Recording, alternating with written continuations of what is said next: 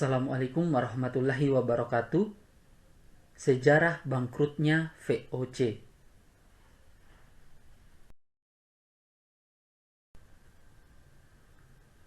Akhir tahun 1799 menjadi tahun terakhir eksisnya VOC.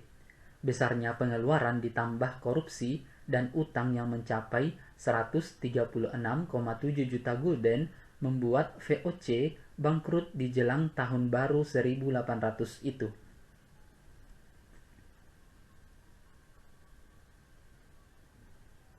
VOC mengalami puncak kejayaan pada abad ke-17 hingga awal abad ke-18.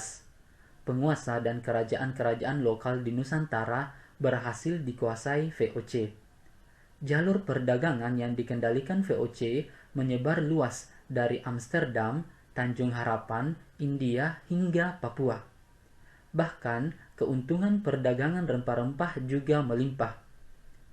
Berdasarkan buku Sejarah Nasional Ketika Nusantara Bicara 2017, karya Djoko Darmawan, di balik kejayaan tersebut banyak persoalan yang bermunculan. Semakin luas daerah yang dikuasai, masalah pengelolaan semakin kompleks. Sebagai pusat pemerintahan VOC, Batavia juga semakin dibanjiri penduduk dari luar Batavia, sehingga sering menimbulkan masalah sosial.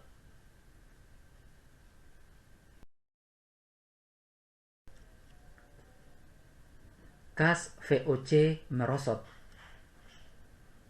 Pada 1749, Parlemen Belanda mengeluarkan undang-undang yang menetapkan bahwa Raja William IV sebagai penguasa tertinggi VOC, sehingga anggota pengurus yang sebelumnya dipilih oleh parlemen dan pemegang saham menjadi tanggung jawab sepenuhnya raja. Raja juga menjadi panglima tertinggi tentara VOC. Pengurus VOC mulai akrab dengan pemerintah Belanda. Kepentingan pemegang saham menjadi terabaikan, sehingga pengurus tidak memikirkan memajukan usaha berdagangnya, justru berpikir untuk memperkaya diri sendiri. VOC sebagai kongsi dagang swasta juga mengalami kemerosotan keuntungan. Bahkan pada tahun 1673, VOC tidak mampu membayar dividen atau keuntungan.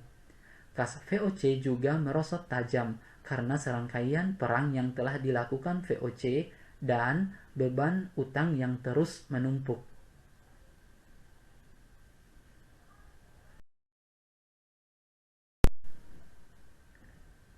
Gila hormat.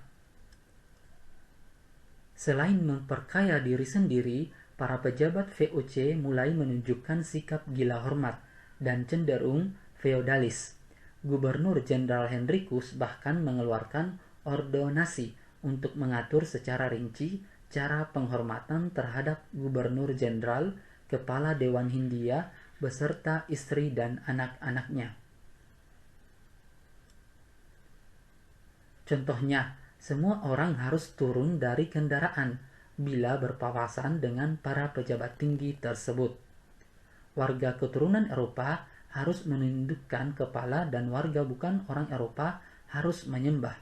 Bahkan, kendaraan kebesaran juga harus mewah dengan hiasan warna perak dan ditarik 6 ekor kuda. Hal ini tentu membebani anggaran.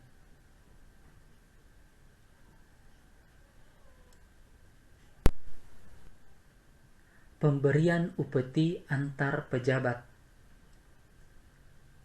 Posisi jabatan dan berbagai simbol kehormatan tidak lengkap tanpa hadiah atau upeti. Sistem upeti juga terjadi di kalangan para pejabat, dari pejabat di bawahnya kepada pejabat yang lebih tinggi. Hal ini terkait dengan mekanisme pergantian jabatan di tubuh organisasi VOC. Semua pejabat VOC terlibat korupsi karena gila hormat dan kemewahan.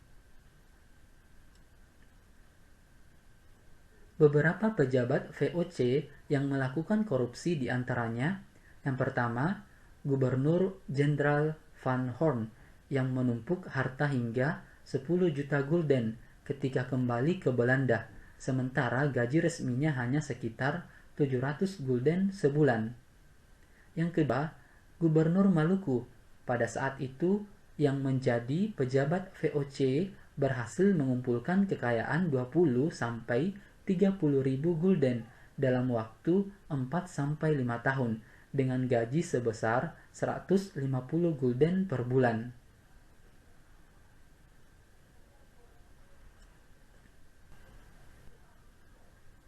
VOC bangkrut.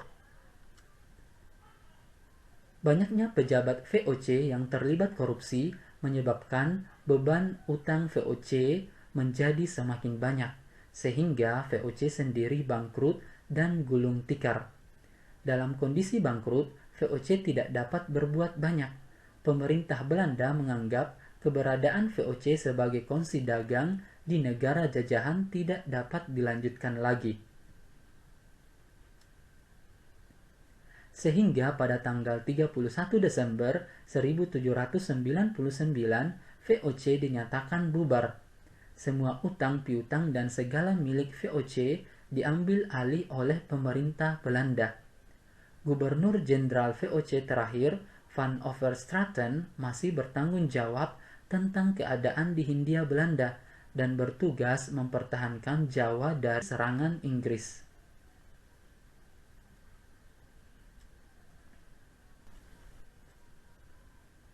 Penyebab kemunduran VOC secara umum yang pertama, banyaknya pegawai yang korupsi, yang kedua, rendahnya kemampuan VOC dalam memantau monopoli perdagangan, yang ketiga, perlawanan rakyat secara terus-menerus dari berbagai daerah di Indonesia.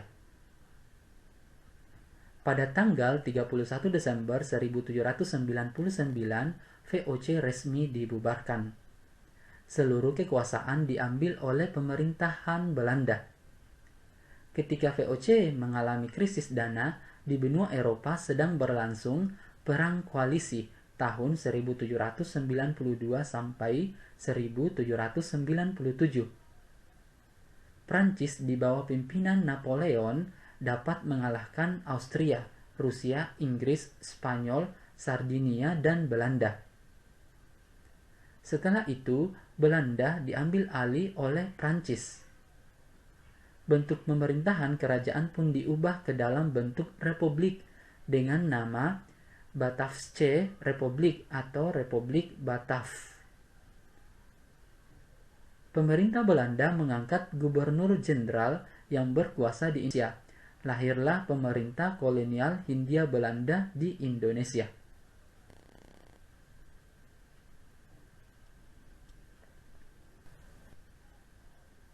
Oke, cukup sekian pembahasannya. Semoga bermanfaat. Terima kasih. Assalamualaikum warahmatullahi wabarakatuh.